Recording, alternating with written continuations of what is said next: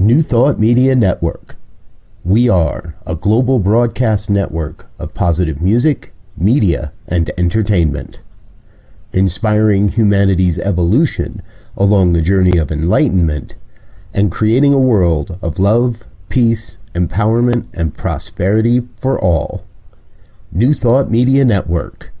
Positively inspiring.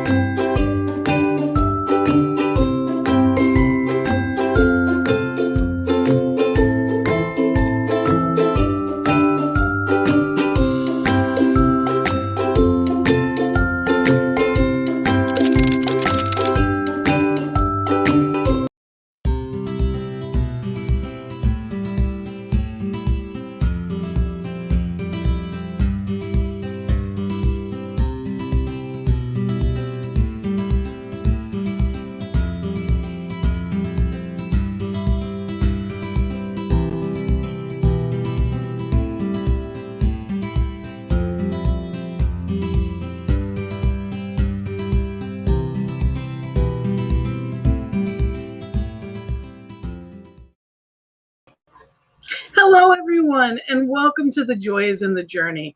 I'm Gina. I am a practitioner in Rhode Island. So grateful to be here with you today.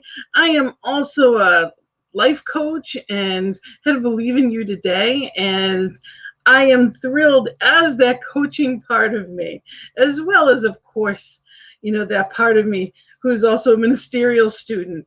I have to tell you, I am thrilled to be here with Rev Dr. Michelle Wadleigh today, our own Jersey girl, as you would know her on New Thought Media Network. She is my guest today, and before I introduce her, I just wanted to talk about what this show is all about. The Joy is in the Journey is to remind us of just that. We are here to enjoy every day. It's not about destination happiness. It's not, well, when I've achieved this, then I'll be happy. When I have the right mate, when I have the right, when I have the right figure, when I have the right bank account. It's not a destination. The only time we can ever experience joy is right here and right now. So it's up to us to make sure that we're doing and being that joy now. So I ask you, are you happy? And if you're not really experiencing life joyfully, then I would encourage you to pay close attention today, because this is a wonderful opportunity to hear about some different ways to look into. And as I said, I am a life coach, and I have loved workshops and trainings. And this person that I'm about to introduce, when I tell you personally, I have been through 2 days of her workshops and enjoyed every moment. It is a pleasure to have Rev Dr. Michelle Wadleigh here. She's an inspiring and exciting coach. She is also an author. She's a master teacher, speaker, workshop and retreat facilitator, and sought after prayer practitioner. Michelle is the co-founder of Planned Happiness Institute and the PHI Coaching Academy with her husband, Reverend Neil Pinkman, who I've also been blessed to take classes with. Michelle founded the Center for Spiritual Living in North Jersey 19 years ago and continues to serve as the spiritual leader and pastor. Michelle's an incredibly unique, practical teacher who's passionate about you mastering a fully expressed life. She's grounded in solid metaphysical principles and brings to her teaching a wide open heart, along with a sense of humor, joyfully demonstrated through her laughter and her engaging style. Her focus as a teacher is empowering others for their own spiritual and emotional liberation through the application of practical tools and methods including the science of mind. She is straight shooter who calls things as she sees them while using her easygoing personal style. And I definitely relate to that myself. Michelle brings a wealth of experience from having helped thousands of people to experience great transformation in their lives.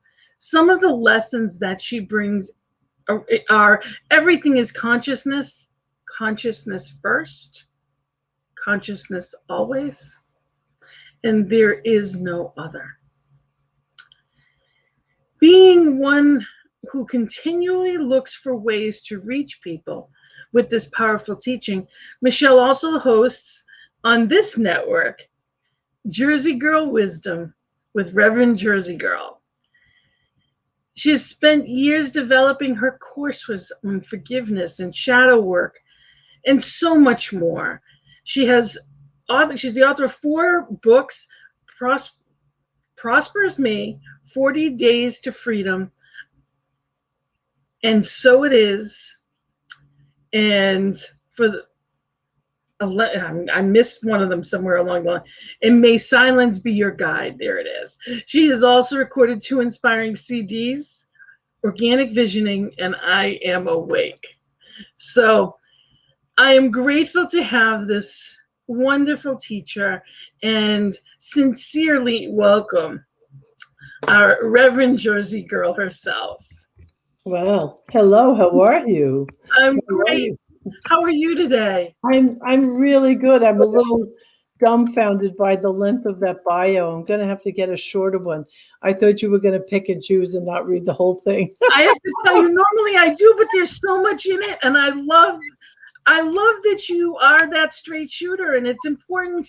I want to honor that because it is you. What you see is what you get, and sometimes there's a front on for a lot of people. Sometimes there's a lot of people are one way on Sunday and another way, and you're not. What you see is what you get, and you don't have to like what's being said, but it's honesty. And that's what works, in my opinion. I don't have time to fluff it up and make it pretty for people. If you want change, sometimes the change has to be gritty. Right. And there's nothing wrong with that. And it's done with love. So I wanted to make sure it all got out there. Well, thank you. It's so good to be here. Thank you for having me. I'll have to have you at New Time one day, and we'll just make it a Michelle and Gina day. Absolutely. Good. Cool. Martha's saying hello to us both. Hi, Martha. Comments here today. Please feel free to let us know that you're here and you're watching. So tell me, I know there's a lot going on in your life and you still made time for us here today. And I appreciate that. There's so much going on.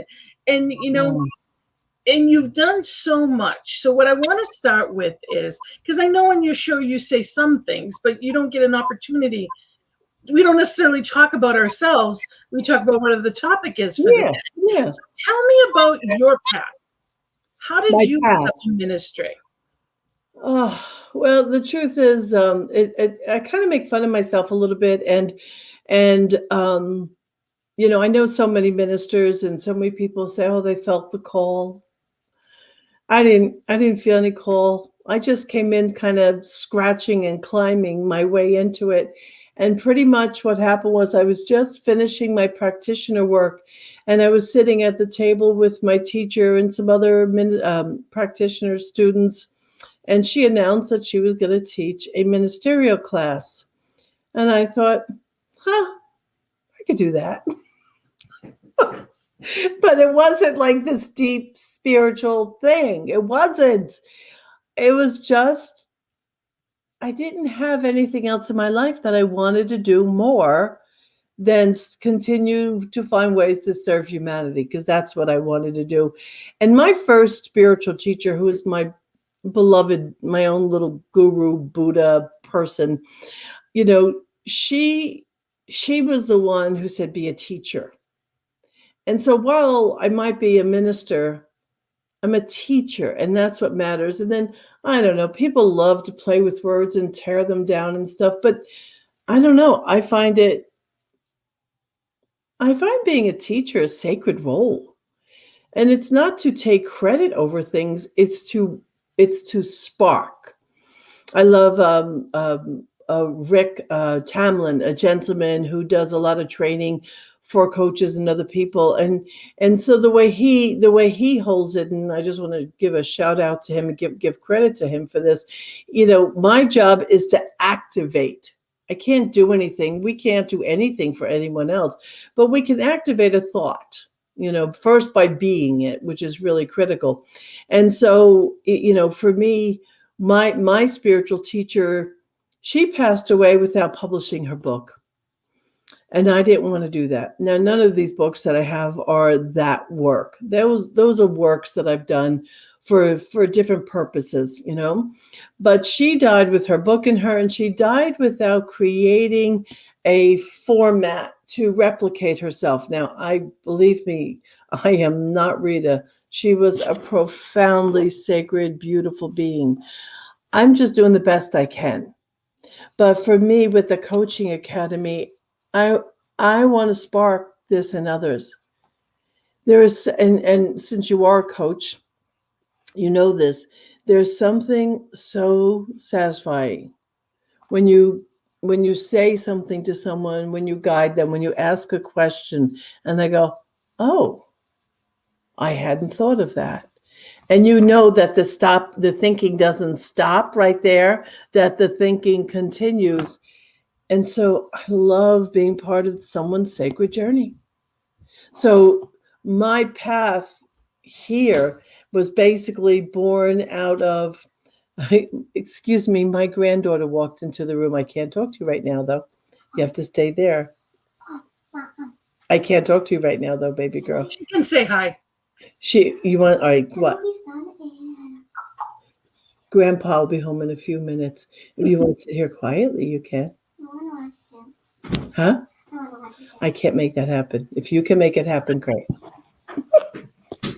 See, this is one of the things that are going on in my life right now. Now, let me tell you something. That little girl is the light of my life. And my daughter-in-law is about to have her third child. So I'm going to have my third grandchild. And they just bought a house. So we had to have the kids today. And my husband, Neil, Reverend Neil, is picking up my grandson in a few minutes. So this is part of what the chaos it's good chaos. It's real life. This is good. Yes. It's real life, and that's a blessing. Real life is messy. Well, it's not even messy. It's just part of the, because there's nothing missing. That's the beauty of it. It's all inclusive. And it's not about departmentalizing. When we've been home for the past year and a half, nothing was departmentalized. Everything was, right here and now. So I appreciate, that you're here with me regardless of. I also want to go back to, when you were talking about writing that book and that your mentor, Rita, I think Rita was, I love Wayne Dyer's quote was, don't die with the music still in you. Yeah. And whatever it is that's yours to do, there's something on your heart. And it's important because I believe that that's part of the anxiety or the fear or the depression that people experience is when they're not doing what their soul knows they need to. And even if you don't know what that is, whatever makes you happy is the right direction. So if something brings something out of you, like you said, you couldn't think of anything you wanted to do more. You don't have to be excited. There doesn't have to be a light in the. For me, I never expected any of it, and I was at the end of Prac 2, and as we visioned for our ministry, there wasn't a question, and I immediately went from one to the other. So it was one you don't necessarily need to know till you know. And it's doing the next right thing. And sometimes that next right thing is finding a coach or speaking to a minister or a practitioner. Because sometimes I love visioning with people. Because when you're not sure, who better to ask than spirit? Mm-hmm. Go to the source.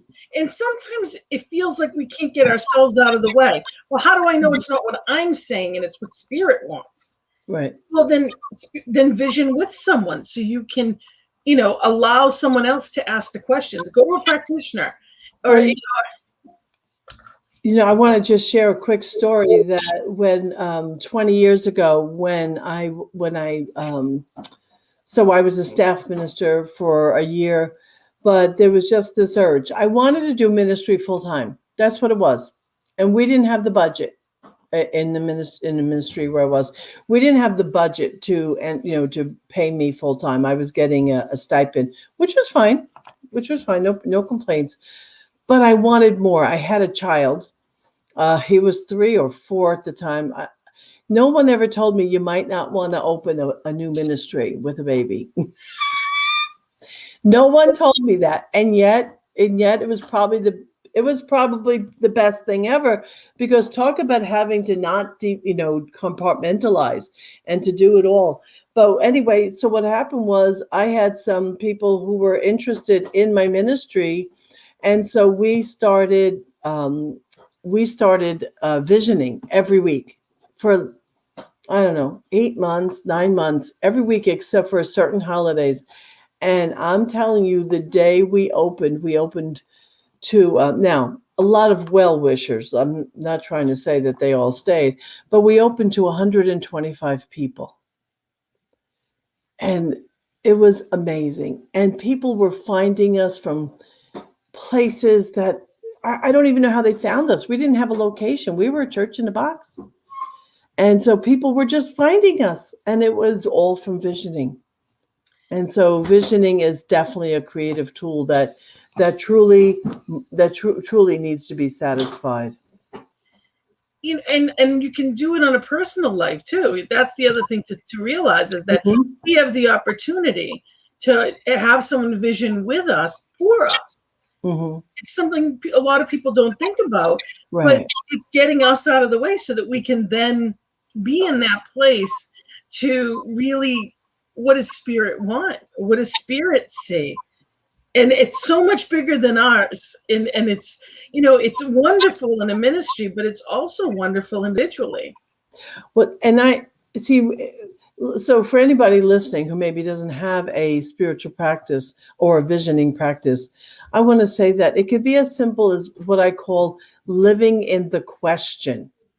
It's all about just living in the question. So, I might say to myself, well, what do I want to do next? And then I just live in that question, which means I don't force an answer. I don't try to manipulate anything. I just live in that space. And that's just another simpler way of doing it for those of you who maybe you don't have visioning experience, That's true. I always forget that there's a lot of people that don't necessarily know what visioning is. So I do want to mention, yes, it's asking the question and being open to whatever comes. Right. And and on this network, we actually I believe it's either Monday through Wednesday, the spiritual practices. So I know Reverend Robert goes through them all. So go take a look at ntmedia.org, and you can look at the calendar. And Monday through Wednesday, the spiritual practices, and he takes you through visioning. So I do encourage you to, if that's something that you're interested in, that can also help. But so you ended up as a minister, and had you been coaching all along at that point? Well, I actually became a coach.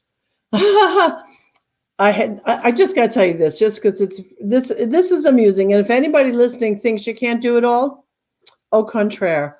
I had my son. I was working full time I was working in sales and trucking in the trucking industry. I was completing my practitioner studies, which I was at the very tail end of that, into my ministerial studies, and up pops this coaching program. And I had my first computer, my gateway computer, and I had my brand new, AOL account, back in the day of You've Got Mail, and used to have profiles. And I put in the profile, before knowing that it was truly a profession, I put in the profile that I was a life coach. And then all of a sudden, someone doing some research, they found me.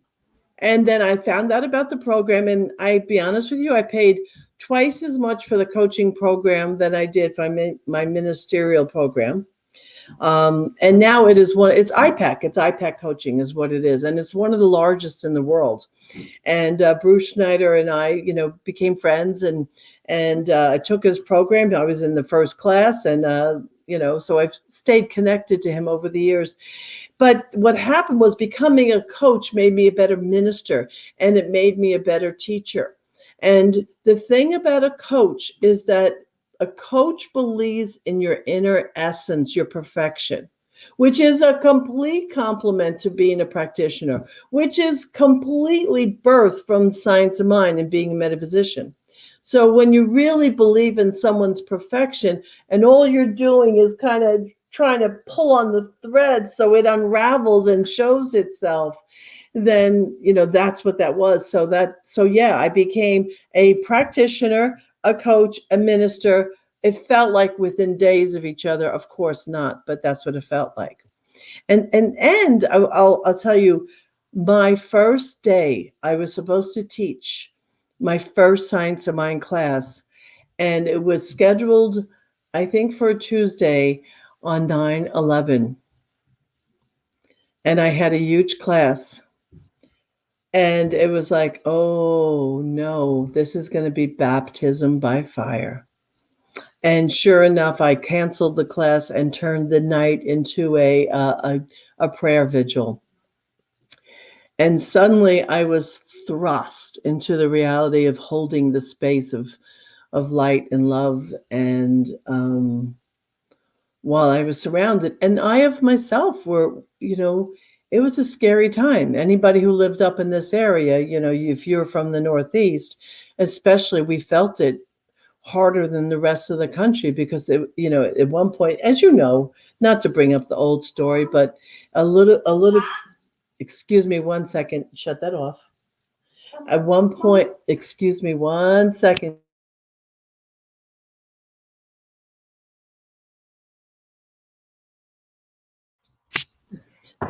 Sorry, getting a phone call in the middle of all of this.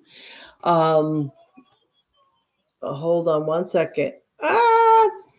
And so what happened was, it was just a scary time, and I had to totally, completely support these people while being in that fear myself. It was really scary. It was really completely scary. And the gift in it is to know that we can admit to being scared. There's no reason, I don't have to be anything that I'm not. That Spirit is giving me the words, Spirit is guiding me. And for me, my husband keeps saying, but don't you already haven't you already done?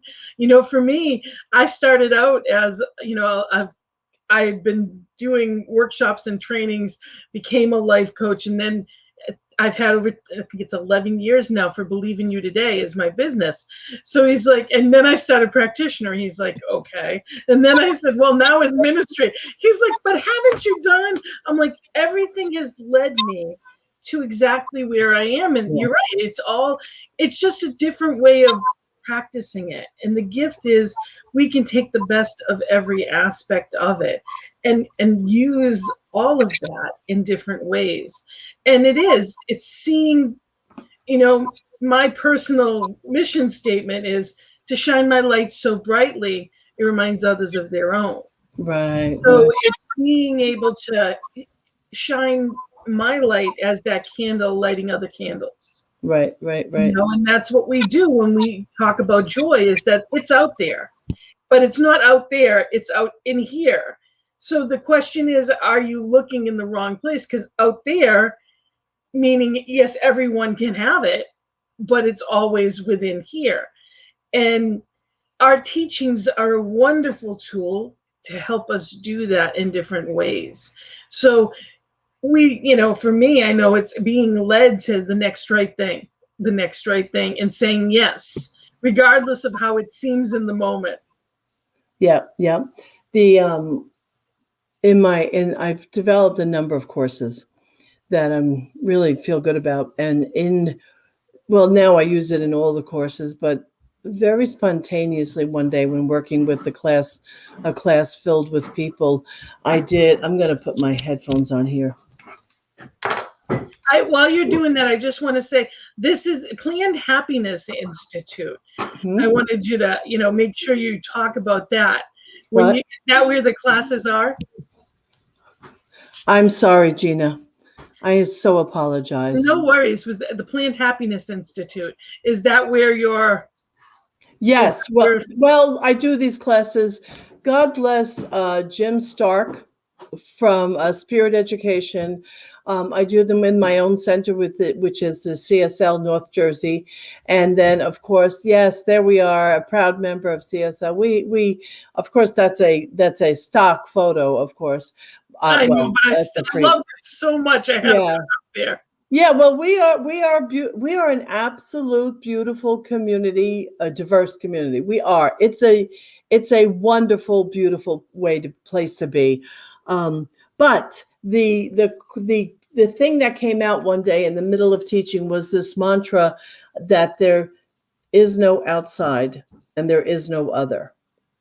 And we use that as a chant sometimes, and I've done that even at the center. And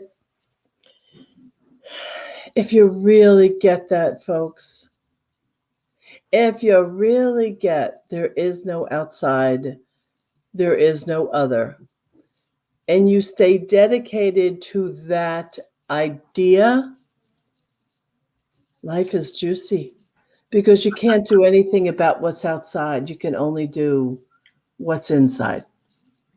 And that's the truth. Yes. And I love that. And I also have to add to that is there's no against. There's no against. When I hear myself speaking in any way, I have to know that it's a reminder of, what is my place here? What is my choice here? And for me, like I do the Peace Circle on Monday nights. And the reason that I do these shows is because, the Peace Circle, of course I want more peace in the world, but I didn't know what that was growing up. I want more joy. How do you get there? So these are roadmaps to experience more of what I choose. And that's why. So Monday night, how do you be the change you wish to see in the world when you don't know how? Right. How do you find joy if you're not in that place? It's nice to say, well, do things that make you happy. But if you aren't finding it and you're not experiencing it, it's not about out there. So it's finding the conversation or the right, and sometimes it's just that right explanation or that right tool to click things in a way that you just hadn't noticed it before. Right. And so I want to offer you one other little thing to just exactly what you said, that there is no against. So I have these presuppositions I use with all my classes. You might even have it from the time I taught the workshop up in Rhode Island. And I don't remember the number on the list of presuppositions, but it's no one is against you, even if they think they are. And then all of a sudden, when you add that, it's like, oh, wait, what do you mean? Now that's a big ask. That's a big ask. And the one can't fight against itself. Yeah, and there's certainly a lot of appearance, and sometimes I think metaphysicians, I think we have to be careful. Like, for example, even the thing I just said, I would not. I mean, yes, I just said it on public radio, but the fact remains, you got to be careful where you say these things, because to say that out loud in the face of the racism that we're dealing with in this country. So we have to be careful how we hold things. We really do. To say there's only one while there is this horrific evidence to the contrary, we have to pay attention to both sides of that, right? Yes, it's honoring everyone in their experience without a question.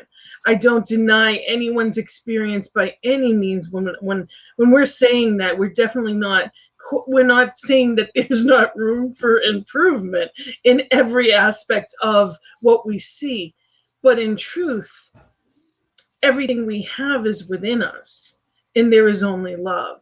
Whether or not I'm seeing that, witnessing it, or it is being exhibited, there's still that love is there. So it's trying to see past the stuff and live in the truth. And not spiritual bypass. That's definitely not, it's not about denying it. We were talking about something before we came on air, and one of the things, you're like, well, make sure you honor how you're feeling.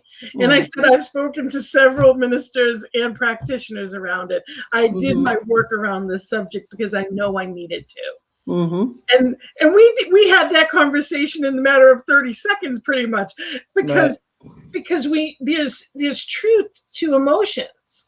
And it's one thing to say all is well, but if you're not experiencing that, that's not the answer either. It's honoring where I am and always reaching for more or better, or choosing truth through it all. But I have to heal that, or I'm going to end up getting sick. That, there's a dis-ease there. Plus, it's also, we have to be mindful. I agree with you that there's a lot on that we're hearing or seeing or witnessing that does seem against. So we are that social justice. We are standing up for what is important. Just as you on that day of 9/11 stood up and held vigil and acknowledged fear in the moment, acknowledged how awful it was on every level. And at the end of the day, spirit is still spirit, and there is good here too. And that's a hard thing to say in the midst of pain. But I know in my life, some of the darkest days were the greatest teachers. I think that, can you hear me okay? Because there's some vacuuming going on behind me and all sorts of stuff going on. Life is happening all around me. So I want to tie together what you're saying with where I think we've progressed in this teaching, because if you ask me how I am, and I'm a new student, and I call them the new mind. I'm a new mind, and you say, "How are you?" And I say, "I'm fine." And I say that because I think you want me to be positive and you want me to be happy because I'm supposed to be that way, right? There's a good chance there's some bypass going on there because I'm trying to perform in the way as expected. But if you ask me now, 30 years into what I'm doing, you say, "How are you?" And with all the chaos and my granddaughter and the noise in the background and not being in my home and all the stuff, and you say, "Are you fine? How are you?" And I say, "I'm fine." It's a different fine because I know that the power and the presence and the love of the one truly exist as me. So I think where we have finally closed that gap is in recognizing, and Holmes was not dancing around this stuff. Holmes spoke about the psychology, and he spoke about how we have to heal the emotions and how things left impact and imprints in our subconscious. And so I think now finally there's a greater acceptance about the conversations of shadow and forgiveness and all of that. Because while I'm trying to be the best, happy, positive metaphysician I can be, I also have to be healed. And so for me to experience with great commitment to what you're saying, I have to make sure I've walked that path. And I think that we're finally closing that gap in this teaching between between saying all is good, but then knowing all is good because I am good and I deserve and I am willing, but from a deeply emotional place of wholeness and health. I'm going to close my door. I will be right back to you. No problem. So I am thrilled that we're having this conversation. I think that it is so important to be in a place of looking at life honestly, being in this space of honestly looking at what is there and being a source of light for people that need it. It being that open door and honest conversation, and being able to have the hard conversations when need be, and allowing what needs to come up to be revealed and healed. And on that note, I'm going to switch a little bit. I would love to know how this past year and a half has affected you in this time that we're in, as far as, the COVID experience and what that meant, and being a minister online as opposed to in person. And what, are you back yet in person? You really want to go here, huh? Well, yes, because it's part of how we're reemerging in life, not just in centers, but reemerging in life. So what has that been like for you? What's your experience with it? Because you've done a lot. You've channeled a lot of good out of it. Your institute, things have happened. I'm gonna say to you, COVID has been good to me, and somebody might not be happy that I said that, but COVID has been good to me. Number one, I'm an introvert. Tell me I don't have to go out of my house for anything unless I really want to. I'm a happy woman. So doing this the way I've done it, yes, I missed the hugging. I missed the live music. I missed a lot. But I have to be honest, I was okay with being dressed from the waist up and doing church services. Okay. My husband and I opened a 501c3, the Planned Happiness Institute. I started the coaching academy. We bought a house. I am somebody, and I just wrote a blog about this. And if anybody wants to see it, it's on my Rev Jersey Girl page, and it's on my PHI site, and it's called Coming Out of COVID. And the fact is, I know that I've annoyed a lot of people, and so is my husband. And the annoyance came out of because we just were not willing to ring the fear bell. We weren't. There's some different websites down the bottom. Okay. Planned Happiness, and for CSL, cslnj.org for your center, and michellewadleigh.com. So just so people know that those are down there. Yeah, thank you. Please go back to the fear, not ringing the fear bell. I love that. I just wouldn't do it. And when Carolyn Mace, there's a couple different people I could speak to that created references, but Carolyn Mace back in early. Martha just read my blog. She said she loves that I'm asking that. She said she really wants you to go there. That's great. So Carolyn Mace speaks, she did this whole thing on tribes and how tribal we are. And we all belong to multiple tribes. You and I belong to the tribe of women. We belong to the tribe of white people. We belong to the tribe of metaphysicians. And then there are families or tribes. And then there are certain cultures that are much more tribal in their expectations. For example, now I'm going to be totally stereotyping here, but for the point of the conversation, it's tribal for an Italian family to keep secrets. In an Italian family, you don't tell your business outside the family, right? My third son is half Puerto Rican. So there's a Puerto Rican tribe, and I had to learn how to behave and get accepted in that tribe when, of course, I was in relationship with his father.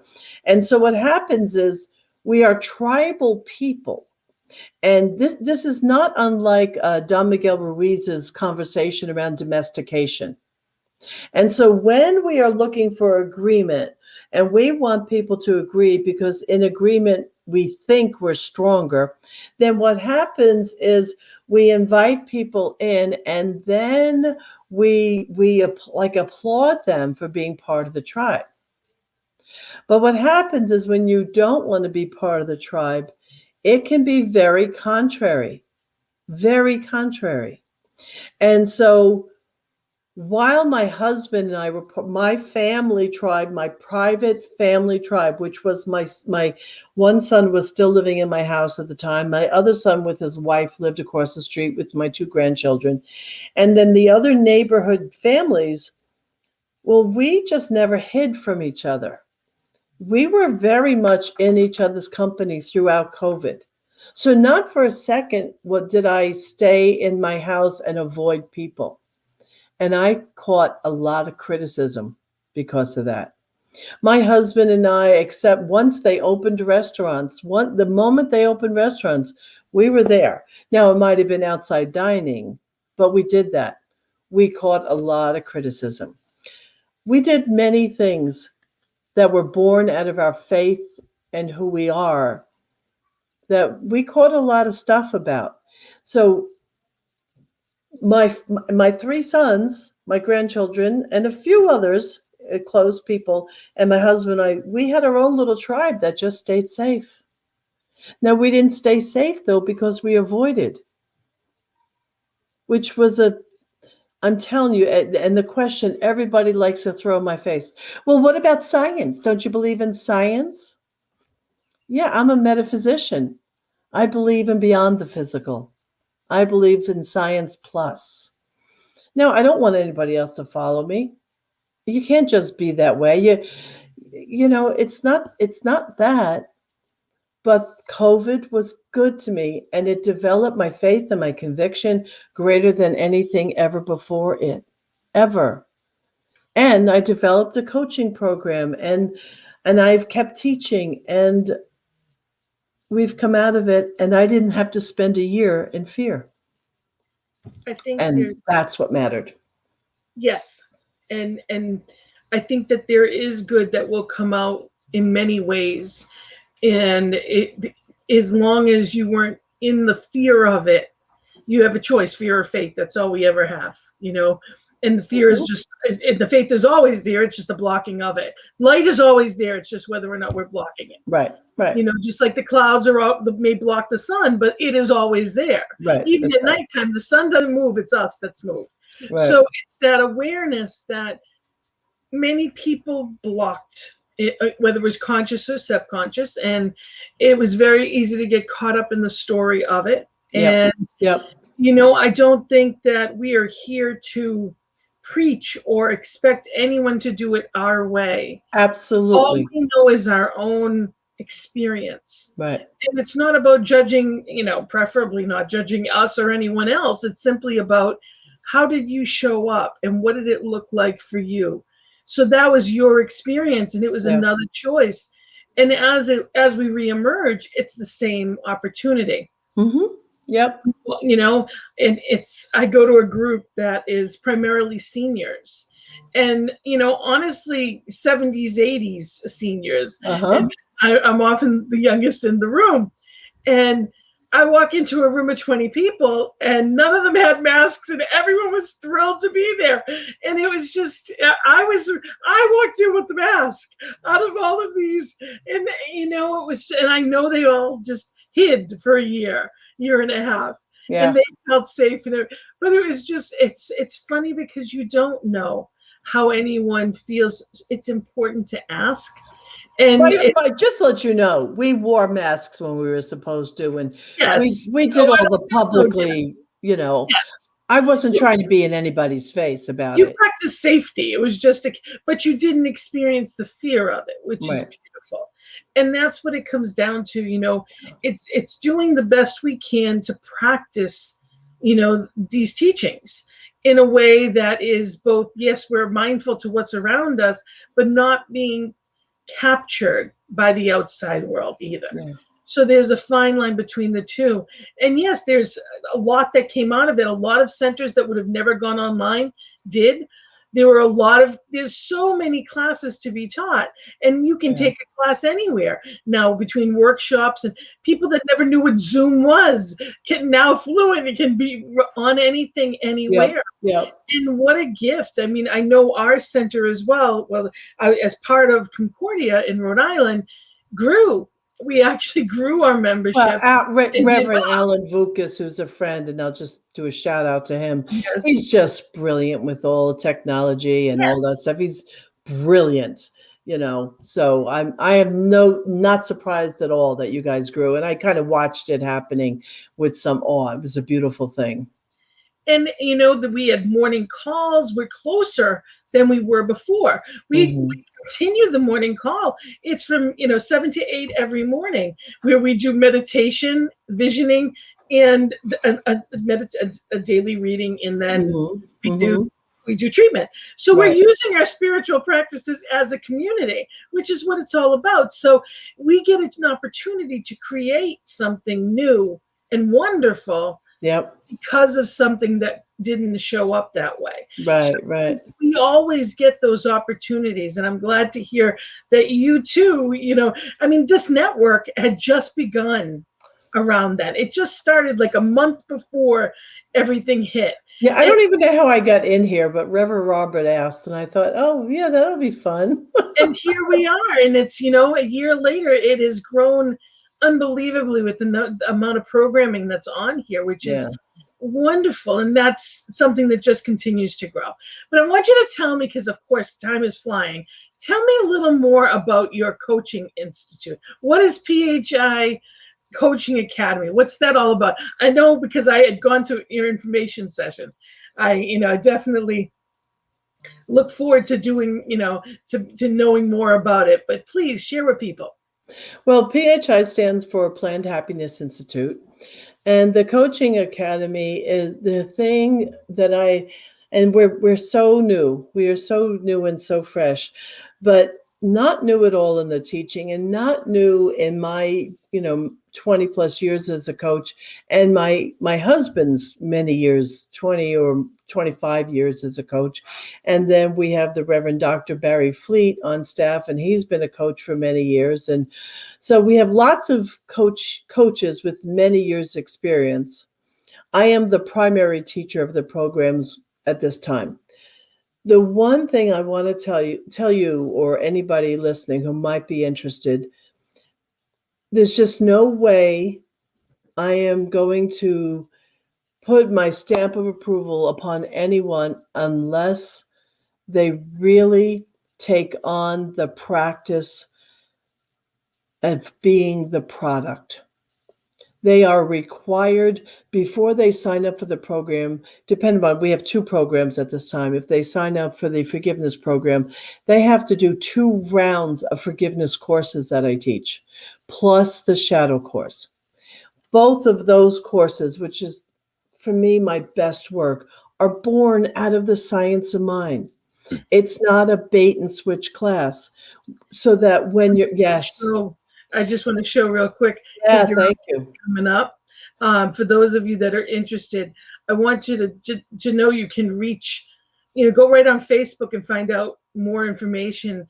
It's the PHI, is it Coaching Academy, right? That's what it's under. But it's also Reverend Jim Stark at the Spirit Education, Spirit Dash Education. But on my Facebook pages, you'll see links to all of these. I mean, because what happens is practitioners and ministers and counselors come in there, and we meet them at the level of the professional that they are. But what happens is we incorporate aspects of training that include the subconscious and to create change from the whole being. And so the coaches have to go through that. The coaches have to find their equilibrium. I am not a coaching school where I'm just going to send somebody through the classes, put my stamp on them and send them out. They must be the product. And that is that we're doing an inside out job, and that there is no outside and there is no other. Absolutely. hurt people, and heal people. So if we're not healing our hurts, then what are we doing? Right. Absolutely. And I watch the work, and I watch the students in the program, and it's just watching them get it alone is just a beautiful thing. It's a beautiful thing. And I wanted to make sure people knew how to get a hold of you as well.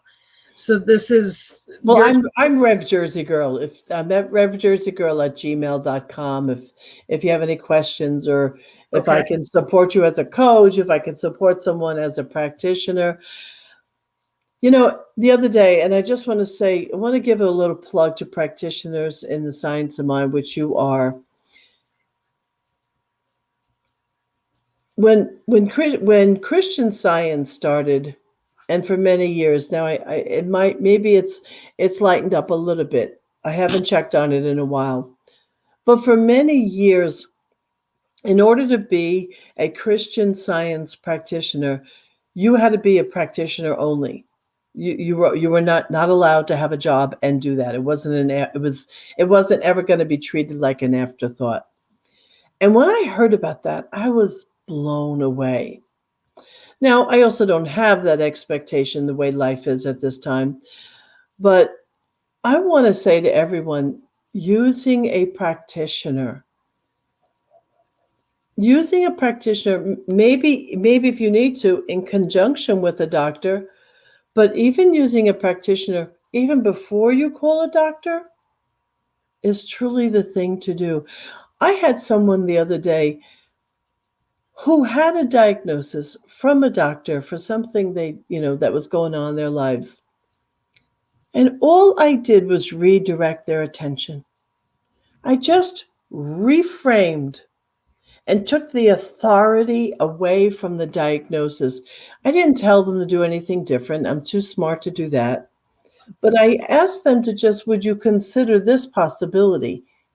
And in addition to what you're doing with the doctor. And it was amazing what happened for this person and how they walked away feeling. It was absolutely amazing. Well, that's the healing in itself. Yes, sometimes it takes what it takes. And, even the worst of experiences can be for the right reasons. I know without a doubt in my mind, without my experience of cancer, I'd have never been in ministerial school. Mm-hmm. I had 2 major surgeries, which knocked me out of my world and all that I had been doing, and made me stop and made me ask for help, forced me to do the things that were most uncomfortable because I had no choice. And suddenly everything, and then I had to heal the consciousness of even being resentful of having to do all of that. So there's a lot of healing and revealing that happens even in the midst of what seems like the worst. I would never be on the path that I am or who I am if that didn't happen.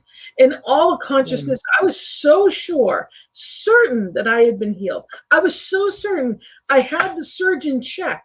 Literally I wouldn't sign off unless he checked first to make sure, because I was sure it was going to be gone by then. And I woke up the next morning, I had to have the surgery. But literally within 5 minutes, Dr. Reverend Barry Fleet was in my room saying, I thought you might need me, knowing that you had to have the surgery. I thought you might need me. Within 5 minutes, he didn't know timing. It was the next day. I had been out all night, but within 5 minutes, he showed up. So spirit works in amazing ways. Sometimes we walk through the ugly so that we can see the beauty. Like you say, no mud, no lotus. But sometimes it has to be revealed, however it has to happen. Sometimes the divorce is so that you get that perfect mate. Sometimes that the flood in the house is so that you end up with a new home, more amazing than you ever imagined for yourself. So sometimes the worst happens for the best. And we don't get to that thinking, into that consciousness overnight. No, that's a development. That is takes sessions. That takes sitting with a minister. That takes sitting with a practitioner. Even as a practitioner, like I said, I did my work before. Because that's what it's all about. Is the work doesn't end because the living is still going on. Right. There is no done. So when the glass looks mucky, it's up to me to clarify it. Mm-hmm. And only I can do that. Only we, the individual, can do, okay, so if I'm experiencing something other than clarity and beauty, it's time for me to fix my eyes. Right. That's my term that I love is, spirit, fix my eyes. Because it's not what's out there. It's always the eyes I'm seeing through that I have the opportunity to clarify. Right. Beautiful. And I know we're running low. I can't believe it's already over at the time that it is.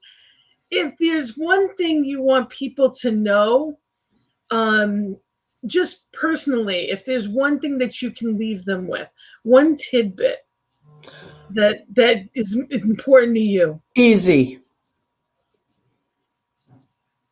I beg you, if you're listening, to never again criticize yourself for anything. To never again judge yourself. Now, if you can carry that to another great, that would be my preference. I beg you to never again criticize yourself or criticize another. Beautiful. Ever. You don't deserve it. You don't need to. The world is hard enough. Be your own best friend around every corner. Around absolutely every corner. Beautiful. Thank you for that. And Reverend Jersey Girl Wisdom, I love that. Can you tell us your show? What is the format of it? And just so people can, if they can't it's kind of like this. p.m. Mountain Time or noon Eastern Time. So you just missed it this afternoon, but I watched the replay, so can you. So go back and take a look, and you can go back either to newthoughtmedia.org, ntmedia.org, and take a look at them, or you can go right on the page, right? Jersey Girl page on Facebook? I think so. Some of them. I haven't brought them all over. Some of them. Yeah, I guess I really should do that. That's pretty funny. I guess I should. But yeah, the format, sometimes it's fun. Sometimes it's serious. We've had conversations around, dark, the deep of racism. And then we've had conversation about food. We've been through all of it. The Jersey Girl Wisdom, the name is just because of somebody, me coming out of the state that so many people think is the armpit of the country. And yet, Jersey people love New Jersey, and I certainly do. And we're feisty. I love being feisty. Absolutely. And I just want to make sure that goes up there one more time. And I want to thank you for being here. It has been wonderful, and I have to have you back here for some more wonderful, joyful conversation.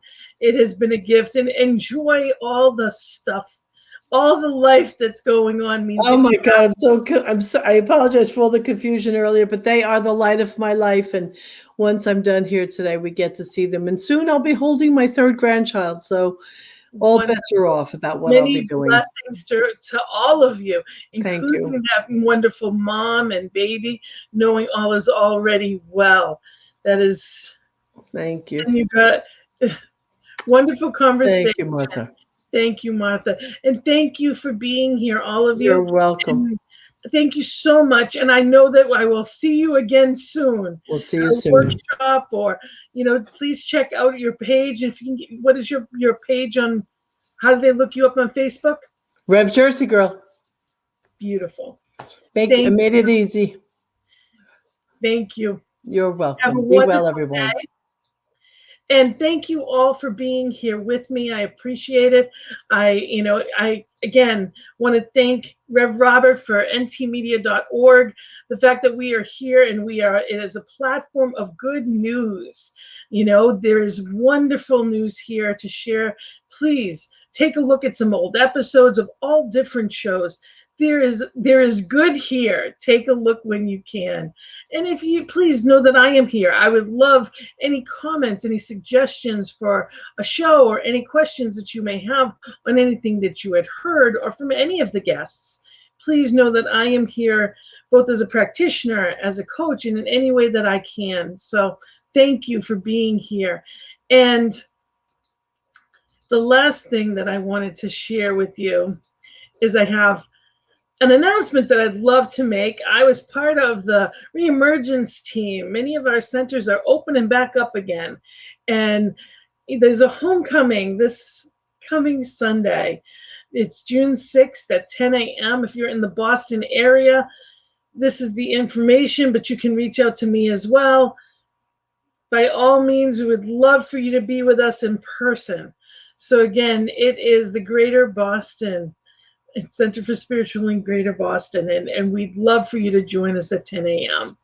So for all of the centers that are reemerging, it is wonderful to be back seeing everyone again. For those of you that are online, thank you for being here. And however it is that you're watching, please know that we are here because of what you've given to the network. So ntmedia.org is for any donations, anything that you have that you can circulate back. Please tell people all about us and let people know that there is good news out there. Make sure that you take a look at our own Jersey girl, Rev Michelle, and take a look at her workshops, which are absolutely amazing and available. And keep in your joy. Know that you get a choice in every day of how you experience life. And this is for you. And I am for you, as I know Spirit is for you. So knowing that love, knowing that joy, I am so grateful for you. Blessings and love. Have a wonderful day.